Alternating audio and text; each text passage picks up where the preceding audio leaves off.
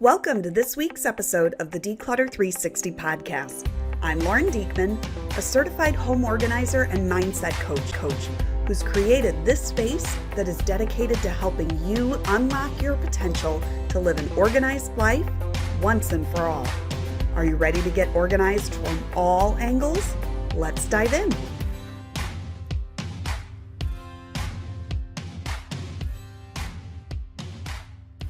Hello, my friend. Welcome back to another episode of the Declutter 360 podcast. Thank you so much for joining me today. We talk a lot on this show about decluttering. And if you've been with me for a while, you are no stranger to my emphasis on the decluttering side of things when it comes to organizing. I truly believe that the number one best thing you can do if you are looking to increase your level of organization within your home so that you can function within your home, even if it's a space outside of your home, so that you can function within any space in your life with more simplicity and ease, that decluttering is the number one way to do that. Okay, it is the best thing you can do to reduce the amount of stuff that you are dealing with in any place is going to be the best thing that you can do to help yourself. And a lot of times this decluttering piece takes a lot of mindset shifts. And so decluttering, while it is the most helpful piece of the puzzle, it's also the piece of the puzzle that sometimes takes the longest amount of time to get right in that right spot, to figure out exactly how it fits into your life. And so kind of sprinkled in with this message of decluttering being the number one thing that you can do to help yourself in terms of organization, I do want to share that it's not the only thing that you can do to help yourself with organization, right?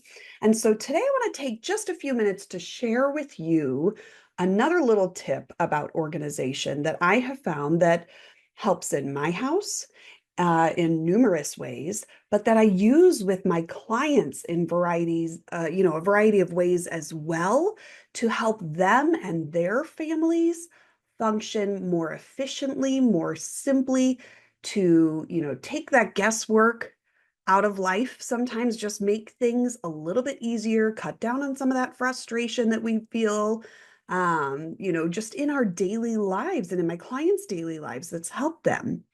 And that little piece that I want to share with you today is the idea of using some sort of labeling system.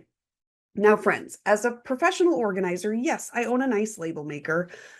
I love my label maker. I've actually owned multiple label makers over time. And, I just kind of keep upgrading as I find things and new features and things that I am looking for as an organizer.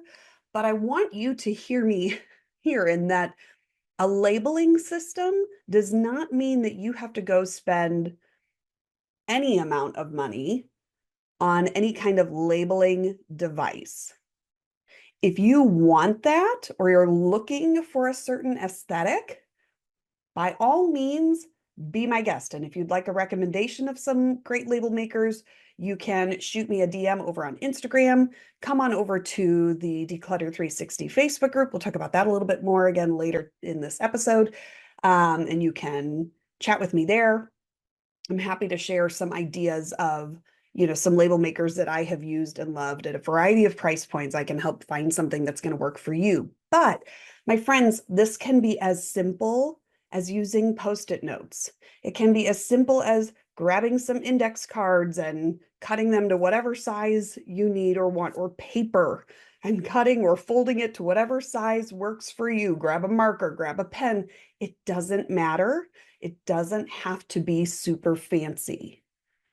The point here is that you're using labels, again, just like we're used decluttering, to increase functionality, simplicity, decrease, frustration, take the guesswork out of it all, labels can be so, so helpful, not just for yourself, but especially when you are sharing a space, whether that's your home space and you're thinking of your kids, your spouse, a roommate, whatever it may be, or you are thinking about a workspace. I think back to my teaching days, and we always had, some shared supply areas where things were stored. And oh my goodness, labels were so, so helpful within that space. That was something that, we worked on over time as teachers that helped us be more efficient, use our time better when we were looking for supplies and looking to see if we still had something that we, used several years ago, and being able to find it, locate it quickly, efficiently, and then be able to get it back in its home when we're done with it too, right? So let's kind of go through some points about what makes labeling so effective. Now, first and foremost, of course, labeling brings clarity to the situation, right? It gives you this certain level of ease of identification, right? So it provides a visual cue for you and anyone else using that space that helps you identify what's in a space, what's going to go in that space. And depending on the positioning of your label, that information is readily available to you. So ideally, you have the label located in some space that's very easy to see so that you maybe don't even need to, you know, do much interaction with the space to see the label. You think about a pantry, maybe you have to open the pantry door, of course, but then you may see labels on bins or labels on shelves or something like that. Several of my clients, especially with their kids' rooms, we put labels on their dressers. And depending on the dresser and the material type, I use specific labels that are, easy release and non-damaging. So they can typically be put on the outside of a dresser drawer to just make it really, really plain and simple for their kids to see what's in that drawer, what goes in that drawer. Think about that little bit of aid that and assistance that comes to them for putting their laundry away or for getting dressed in the morning.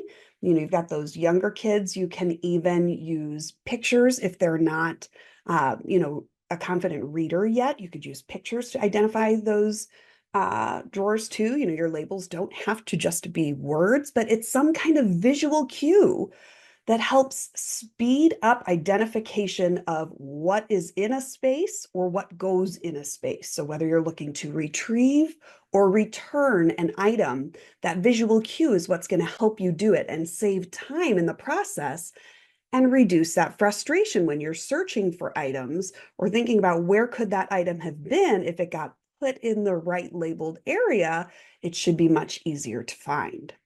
Okay, labels can also bring some consistency to your space, helping you identify you and other people who are using that space where items belong. Again, it's going to reduce that guesswork. It's going to help you maintain order over time. Okay, labels can also help bring a certain aesthetic to the space, just giving it a little more organized, visually appealing look. Yes, even if you're just using index cards or post-it notes or things like that, you can still make that space visually appealing.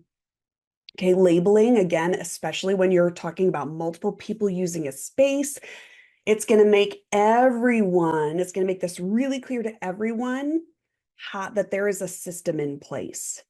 It's going to help them understand how they need to follow that system. Now, yes, that does take a little bit of buy-in, sometimes from kids, from spouses, roommates, whatever it may be. But, this is something that you can discuss ahead of time, maybe get some help in setting up the system, and make sure you're getting the input of everyone of how things should be labeled, what words are used in your labels or what pictures, if you're using a picture, that's going to help everyone be able to identify and follow this system with ease, right? Because again, this acts as a reminder of where things need to be returned, not just where you can get something. So it helps promote that long-term maintenance and gives you that greater sense of organization long term rather than just setting up the system, having those labels and it looks pretty. Like these are functional, right? They're helping you and those other folks living within your space or sharing your space with you to be able to continue that maintenance of organization within your space. Now, labels also allow for really easy adjustment. So that's something else we've talked about here on this podcast before is the idea that organization is dynamic. Your space is always going to be dynamic. Your items, the items that are coming into your home, it's dynamic, right? That's ongoing. It changes over time. We go through seasons in our lives, right? Where priorities are different, activities look different, schedules look different. Your needs within that season are also different, my friend, right? And so your organization or your use of a space might need to look different as well. And so labels can help you adjust from those, or transition from one system to another. So when you're making changes, you're bringing new things into the home or maybe taking things out of the home too. It could call for some reorganization or some movement of things within a space.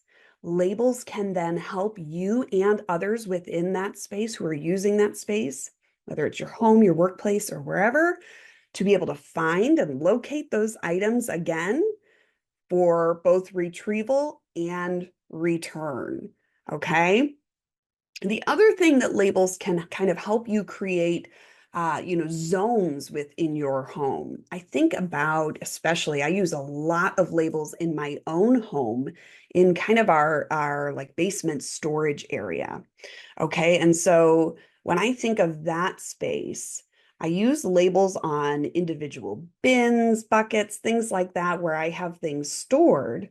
But then those labels also help me kind of create zones within my storage area so that I know what general area to be looking at, or my kids can find a general area quickly if I send them to fetch something or help me with something, my husband, or to, get some help putting something away.